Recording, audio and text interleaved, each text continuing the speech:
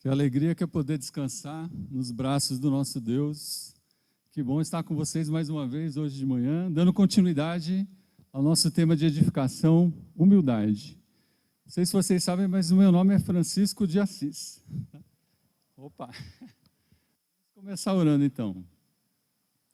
Maravilhoso Deus, santo e querido Pai, como é bom descansar à noite, Pai, saber que o Senhor tem nos sustentado, e acordar, Pai, sabendo que os Teus planos e propósitos para nossas vidas são maravilhosos, principalmente por causa de Cristo, do que Ele viveu, do que Ele continua intercedendo a nosso favor. E muito obrigado, Pai, por Ele ter vindo nesse mundo, se derramado. Hoje a gente pode entregar o coração, Pai, que eu possa entregar todo o meu coração nesse momento e que cada um possa adorar o Senhor com atenção, meditação e reflexão, querendo dar passos para cada vez estar mais próximo do Senhor. Pai, muito obrigado por essa oportunidade. Te oro e agradeço em nome de Jesus. Amém. Amém, irmãos. Então eu gostaria de começar mostrando uma tabela para vocês, para a gente fazer um resumo da nossa aula da semana passada. Hoje eu vou focar um pouquinho na humildade na vida de Jesus e na humildade no ensino de Jesus. E na próxima semana focar na humildade nos relacionamentos. Então não tem como falar de humildade se a gente também não refletir sobre as estratégias do orgulho no nosso coração. Então a gente refletiu a semana passada que a humildade é uma joia, é algo desafiante, é um processo nas nossas vidas, mas vale muito a pena a gente correr através dessa joia rara e preciosa. E o orgulho é uma pedra qualquer que a gente pode esbarrar na esquina, que pode fazer a gente tropeçar e também pode fazer a gente ficar paralisado na nossa vida cristã. A humildade vem das sementes boas, que têm origem no coração de Deus, e o orgulho tem as sementes podres no coração de Lúcifer e o seu exército. Jesus trouxe as sementes da humildade do céu para a terra, e Satanás também, quando foi expulso do céu, também trouxe essas sementes para a terra. Então, uma palavra-chave na humildade é você esvaziar, né? Jesus esvaziou a sua forma, e para nós, é nós esvaziarmos o nosso ego, o não eu. E o orgulho é o nosso eu. Ou seja, a estratégia de Satanás é nos enganar para que o nosso foco fique sempre no eu, no eu e no eu. Então Jesus, ele veio como um servo, e Satanás, ele coloca a mensagem do poder, independência, controle e autoexaltação. Então, Jesus é Deus, mas ele não se apegou a isso. Ele decidiu tomar a atitude de servo. Satanás era um servo, mas quis apegar-se a algo que ele não era. Ou seja, ele quis usurpar, tomar à força o reino de Deus, e ele foi expulso. Então, a humildade é a raiz de toda a virtude. E o orgulho é a raiz de todo o pecado. Então, foi um resuminho da nossa aula passada. Então, agora eu gostaria que a gente pudesse focar um pouquinho, então pode passar o próximo slide. Eu vou falar um pouquinho iniciando sobre o livro de João. No livro de João, Jesus ele fala muito do relacionamento com o Pai. Essa intimidade que ele tinha do Pai. E qual que era a motivação de Jesus? Essa motivação era ser esse enviado para cumprir a missão que Deus Pai tinha dado para ele. Ele se focou muito nessa missão. Então, a missão é quando a gente fica focado no alvo. Então, vamos ler algumas escrituras. Então, antes da gente ler essas escrituras, então, a pergunta: quais são as palavras que Jesus usa para referir-se a Ele mesmo? A gente vai ler algumas escrituras. Sabe quais são as palavras que Jesus usa para referir a Ele mesmo? Não e nada. Olha só, sendo Deus igual a Deus, Ele fala, quando Ele esteve na terra, a vida dEle, o ensino dEle, as palavras que Ele usa, não e nada. Como será que isso pode nos ajudar a crescer num espírito de humildade e mansidão em nossas vidas? Vamos conferir as escrituras? Então, João 5:19. Jesus lhes deu esta resposta: eu lhes digo verdadeiramente que o Filho não pode fazer nada de si mesmo. Próxima escritura, João 5,30. Essa escritura após fazer a cura do paralítico do tanque de Betesda. Por mim mesmo, nada posso fazer, pois não procuro agradar a mim mesmo, mas aquele que me enviou. Próximo, João 5 ainda, 41. Eu não aceito a glória que vem dos homens. Próxima escritura, João 6, após o milagre da primeira multiplicação dos pães, 38. Pois desci dos céus, não para fazer a minha vontade, mas para fazer a vontade daquele que me enviou. João capítulo 7, versículo 16, quando Jesus estava ensinando na festa das cabanas. Jesus respondeu: o meu ensino não é de mim mesmo, vem daquele que me enviou. João 7, 28, eu não estou aqui por mim mesmo. Próximo, João 8, quando ele estava ensinando em Jerusalém, versículo 28, e que nada faço de mim mesmo, mas falo exatamente o que o Pai me ensinou. João 8, 42, eu não vim por mim mesmo, mas ele me enviou. João 8, 50, não estou buscando glória para mim mesmo, mas há quem a busque e julgue. Então a gente vai ver quem é.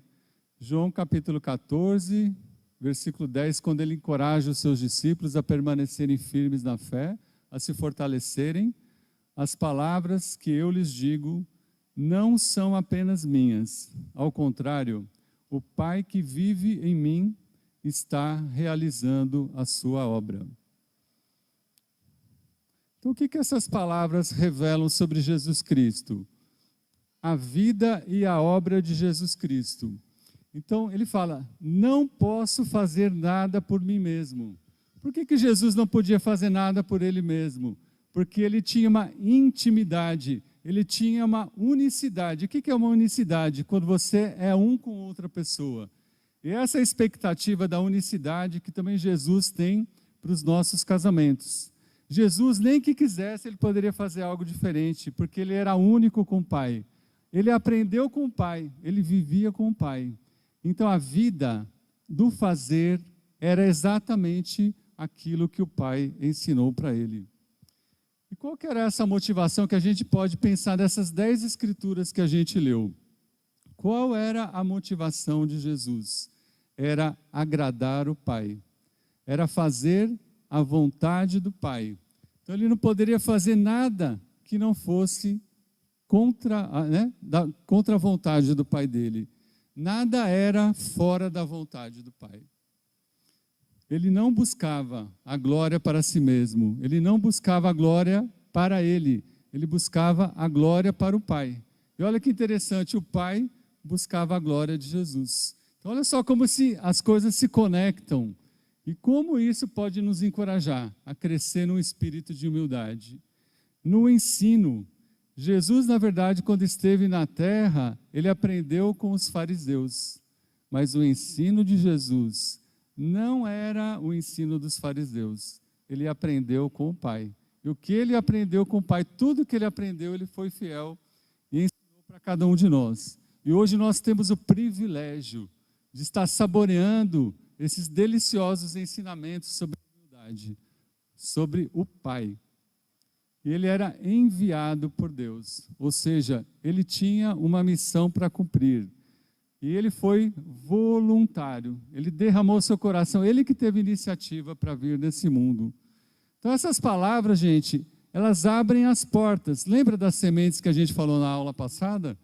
Elas começam com a radícula e a radícula vira a raiz. Então essas palavras que têm que nos encorajar a entender as raízes da humildade. Como que Deus pôde trabalhar na vida de Jesus e como Ele tem trabalhado nas nossas vidas, e Ele quer, com mais humildade no nosso coração, trabalhar muito mais ainda, para que o não eu seja ocupado pelo lugar de Cristo Jesus. E quais foram essas consequências? Foram paz, dependência, foram alegria. Imagine só, gente, depois o bebê que mamba. Como que ele fica? Ele fica completamente pleno, ele fica completamente satisfeito depois de receber o alimento. É isso que tem nos encorajar. Esse alimento que a gente recebe do Pai nos deixa completamente pleno e satisfeito, e aí sim a gente vai descansar nos braços de Deus, como a gente cantou aqui. Jesus era nada para que Deus fosse tudo. E será que Jesus perdeu alguma coisa sendo nada? Jesus não perdeu nada. E como Paulo fala, Paulo ele reconhece aquilo que era perda para a vida dele, agora virou um lucro. Então muitas vezes quando a gente está servindo a Deus, quando a gente está ouvindo as palavras, tem situações difíceis na nossa vida e pode em algum momento parecer que a gente está tendo alguma perda, mas na verdade não, nós estamos tendo ganho dessas palavras de Jesus. Então eu gostaria de encorajar cada um nesse ano, desejar ardentemente as raízes da humildade brotarem no coração. Vai ser um processo doloroso, vai ter uma guerra espiritual, mas eu te garanto que você vai estar muito mais satisfeito e pleno, e você vai ter muito mais entendimento dessas palavras. Agora eu gostaria que a gente pudesse estar refletindo na humildade. Então a gente viu a humildade na vida de Jesus, agora a gente vai ver uma história famosa, que a gente já leu muitas vezes, do fariseu e do publicano, e a gente vai meditar um pouquinho mais na humildade, no ensino de Jesus.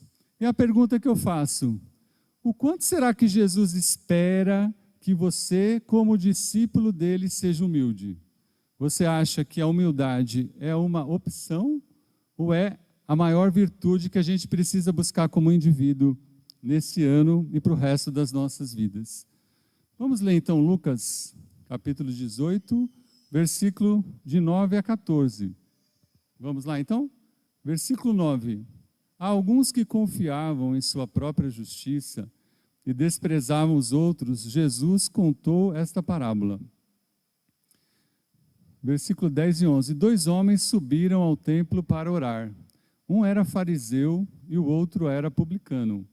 O fariseu em pé orava no íntimo: Deus, olha só, eu separei em vermelho, né, esse pronome pessoal, o eu, o ego. E às vezes, muitas vezes a gente acha que estuda português e fala: pô, para que serve, né, o sujeito oculto? Ó. Quando está relacionado entre parênteses, não aparece na Bíblia o eu, mas ele está subentendido. Eu te agradeço porque não sou como os outros homens, ladrões, corruptos, adúlteros, nem mesmo como esse publicano. Jejuo 2 vezes por semana e eu dou o dízimo de tudo quanto ganho. Mas o publicano ficou à distância. Ele nem ousava olhar para o céu, mas batendo no peito dizia: Deus, tem misericórdia, que sou pecador. Eu lhes digo que este homem, e não o outro, foi para casa justificado diante de Deus. Pois quem se exalta será humilhado, e quem se humilha será exaltado. Quais são as reflexões que nós podemos tirar desse trecho? Então, as semelhanças. 2 homens estavam indo para orar. Então, o objetivo deles era a oração. Então, provavelmente, quando você pensa que está orando, você quer chegar mais perto de Deus. Vamos ver a segunda reflexão. Então, havia uma forma e um lugar. Então, os fariseus, não sei se vocês lembram, são aquelas pessoas, mestres religiosos, que observavam rigorosamente a lei. E o publicano era aquelas pessoas que trabalhavam para o governo romano e muitas vezes cobravam altas taxas, né, altos tributos, e muitas vezes tinha a fama de alguns deles serem ladrões. Então o fariseu perante a sociedade, ele era bem visto. O publicano perante a sociedade, normalmente, era mal visto. Então vamos entender um pouquinho a forma como o fariseu orava. Segundo os judeus, era comum você orar olhando para o céu. E o lugar que ele estava procurando era um local muito mais próximo ali onde ele estava no santuário. Já o publicano, ele não conseguia levantar a cabeça ele estava orando à distância. A reflexão que eu gostaria de fazer conosco hoje, irmãos, é sobre a guerra espiritual. Lembra que a gente tem falado desde a primeira aula? Imagina só você orando e muitas vezes você tem uma percepção de como que você está com Deus e a realidade é totalmente diferente. Será que a gente está atento? Será que o nosso coração está atento à guerra espiritual na própria oração? Se Satanás teve coragem, né, de ter essa guerra lá nos céus, com certeza, ele vai querer tentar nas nossas orações, para que a gente não tenha um espírito de humildade diante de Deus. E o ego? Vamos voltar um pouquinho para a Escritura, quando está lá em vermelho. Vocês podem voltar um pouquinho para mim? Vocês acreditam? Volta só mais um pouquinho. Vamos contar junto comigo, ó. Em 2 versículos, quantas vezes aparece a palavra Deus e quantas vezes aparece a palavra eu? A primeira palavra que ele fala é Deus. Vamos contar juntos? 1, 2, 3, próximo, 4, 5. Ou seja, ele utiliza a palavra Deus e depois na oração ele se esquece de Deus. E quem entra em cena é ele mesmo, é o próprio ego dele. Ou seja, ele olha para Deus de relance, mas ele nunca sai do destaque. Então olha só como a guerra ela é forte, como a gente precisa estar atento. O que a gente pode estar refletindo sobre isso? Que muitas vezes, como nós queremos ser como os atores principais e deixar Deus para um papel coadjuvante. Vou fazer uma comparação para que a gente possa entender um pouquinho melhor. Imagina que a sua vida é uma série da Netflix em 4 temporadas. Então, na primeira temporada, você foi batizado, você está animado, você consegue enxergar muitas coisas positivas. Deus tem o papel principal e você tem o papel coadjuvante. Na segunda temporada da série, você já sobe para o papel principal e Deus fica com o papel de coadjuvante. Na terceira temporada da série, você ainda continua com o papel de destaque. E agora, gente, Deus apenas é um figurante da sua série. Deus ele só faz uma pontinha. E na 4ª temporada, você continua com o papel principal, mas Deus não faz parte da sua série. O que você reflete sobre isso? Quais são essas sementes? Então imagina se você fala de Deus, mas logo depois você olha para si mesmo. Então essas são as sementes do ego que o inimigo quer disfarçadamente colocar nos nossos corações, para que a nossa vida, Deus não tenha o papel de destaque que ele precisa ter.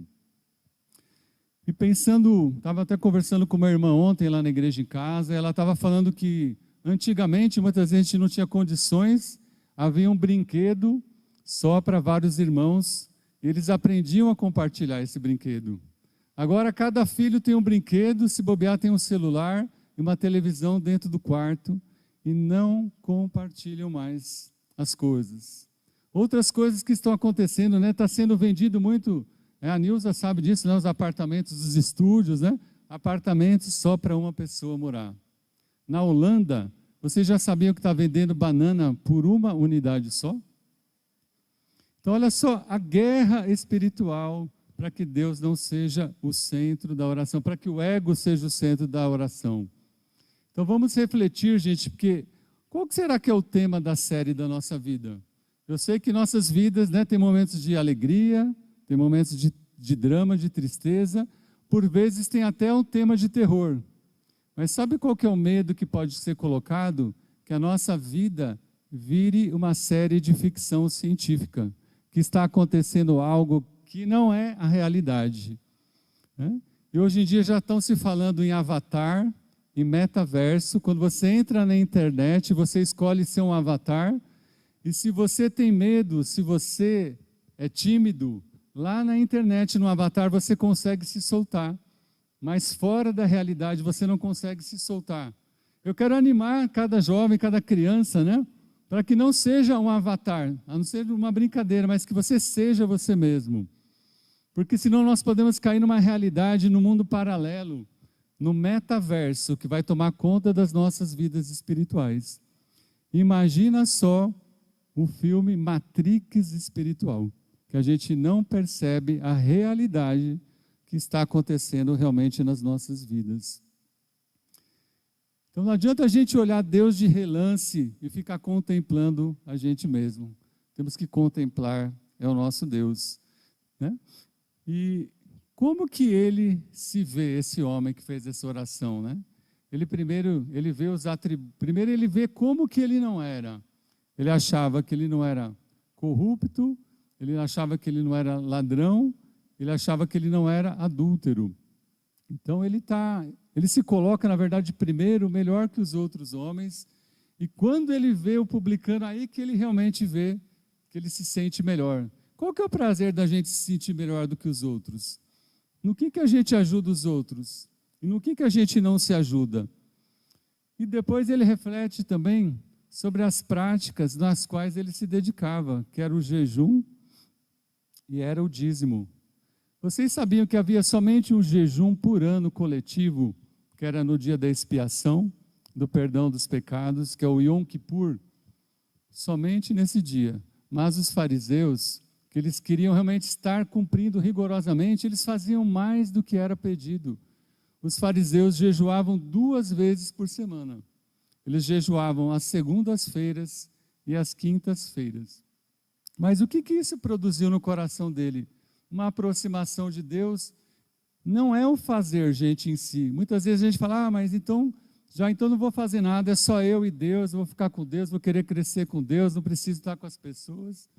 Será que essa é a mentalidade da humildade de Jesus Cristo? Olha só o que Jesus observou nele. Então, muitas vezes, a maneira como a gente se vê, não é a maneira como Deus está nos vendo. Então, ele estava se vendo muito bem, eu estou fazendo muitas coisas, talvez você esteja muito ativo na igreja, que bom, mas tome cuidado com o coração, tome cuidado com a motivação com que você está fazendo as coisas para Deus.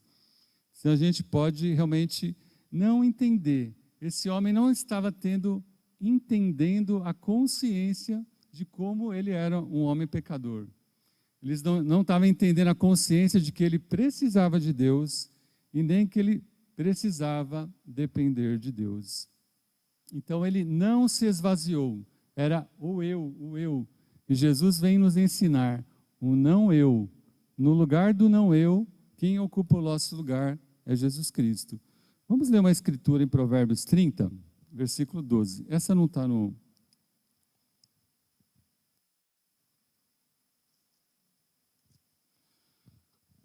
Provérbios 30, versículo 12. Existem os que são puros aos seus próprios olhos e que ainda não foram purificados da sua impureza.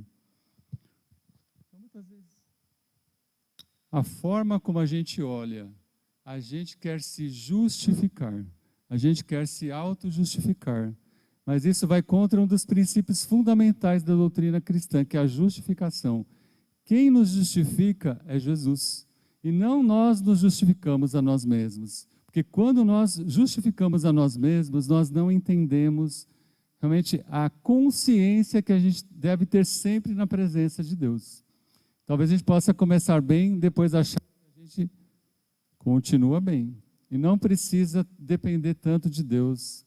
Eu já dependi de Deus, aconteceram muitas situações difíceis na minha vida, muitas provas, e aquela frustração vai tomando conta do nosso coração, e a gente acha que não precisa de Deus. Mas a palavra diz, quem vai lavar a gente da nossa imundície é Jesus Cristo. Vocês sabem o que é a comunicação não verbal? É quando o nosso corpo fala.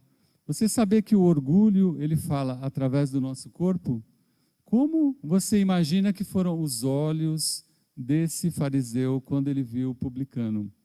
A palavra de Deus diz, vocês podem anotar uma escritura, Provérbios 6,17. Olhos altivos, olhos de desdém, de superioridade. Olha o perigo que o orgulho pode trazer aos nossos corações. Olha outra coisa que Jesus observou nele. pensamentos ruins na oração.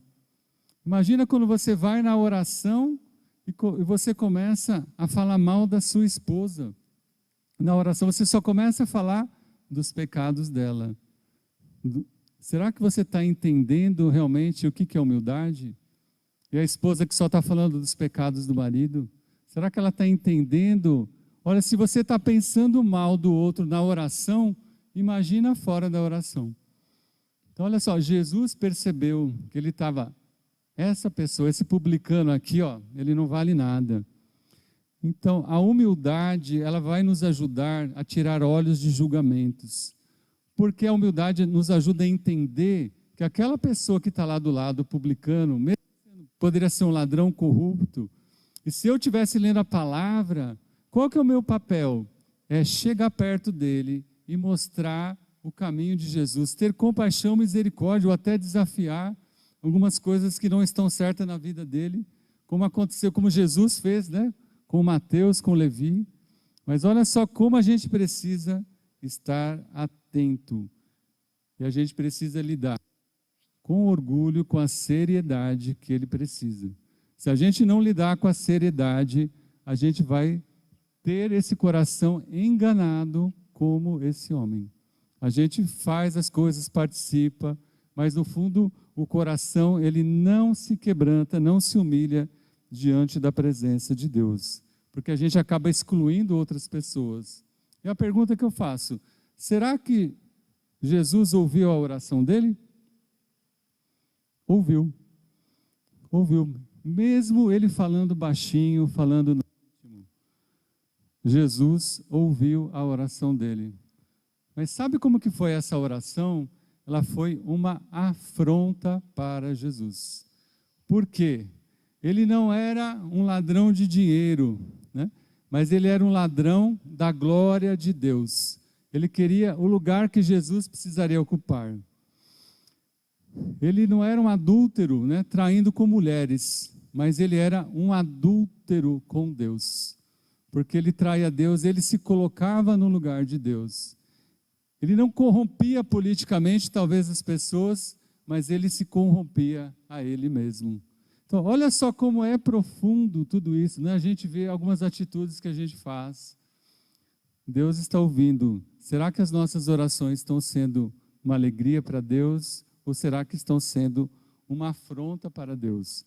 Gostaria que cada um meditasse, observe o seu coração, os seus pensamentos, o seu corpo, e tenta buscar com Deus, tenta buscar com as pessoas, porque a gente estava até conversando ontem na igreja em casa, não tem como a gente fazer uma transformação de vida, como fala em Romanos 12:2, se a gente não praticar isso uns aos outros.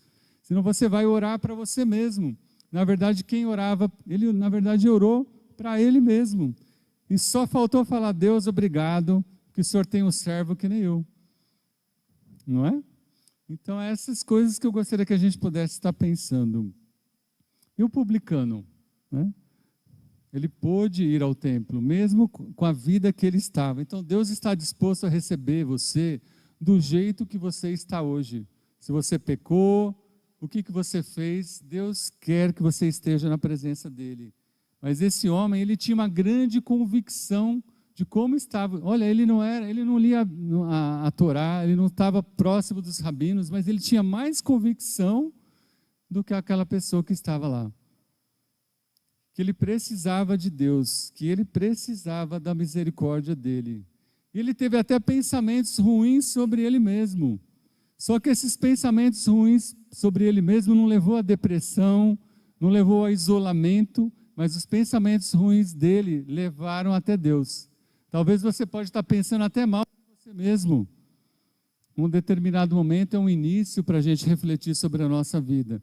Mas que esses pensamentos não te afundem, não te leve para baixo, mas te leve para quem realmente vai oferecer a misericórdia. E a comunicação verbal, né? A comunicação verbal dele, ele abaixou a cabeça, no momento, né, ele estava triste, estava cabisbaixo, como algumas vezes a gente chega aqui, por alguma situação que está acontecendo, está deixando de acontecer na nossa vida, ele até batia no peito, então o corpo dele falava. e o nosso corpo fala. Nosso corpo fala espiritualmente, o nosso corpo fala emocionalmente. Então não é para a gente não falar o que a gente sente, o que a gente pensa. A gente precisa falar tanto para Deus, como para pessoas que podem te ajudar. E Deus ouviu, e essa oração agradou o coração de Deus. Porque ele voltou para casa justificado. Aquele que chegou no templo, voltou não justificado, voltou como um pecador. Esse homem voltou para casa inocentado. Isso é uma parábola, na verdade era uma história que Jesus contou, né? Mas se você está disposto a buscar o arrependimento a cada dia da sua vida, Deus vai estar disposto a colocar a misericórdia dele. E aqui tem um princípio muito importante. O que se exalta será humilhado, o que se humilha será exaltado. Deus quer humilhar alguém? Deus não quer. A Bíblia fala que Deus quer exaltar, mas a gente que escolhe. O caminho é um princípio espiritual. A gente vai escolher se Deus vai exaltar e se a gente vai se humilhar na presença de Deus. Foi isso que fala em Filipenses, como Jesus, ele se humilhou, Deus o exaltou, e um dia todas as pessoas estarão dobrando os joelhos diante de Jesus e dizendo: Jesus Cristo é o meu Senhor.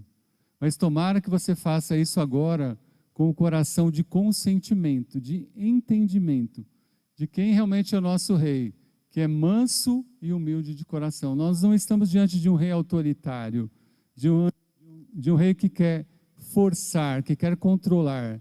Isso é o inimigo que quer fazer com as nossas vidas, só que ele quer fazer isso de uma forma sutil.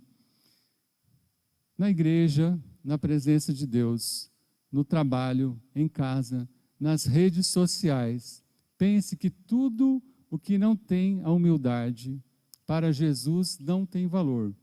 Então a humildade, irmãos, não é algo opcional.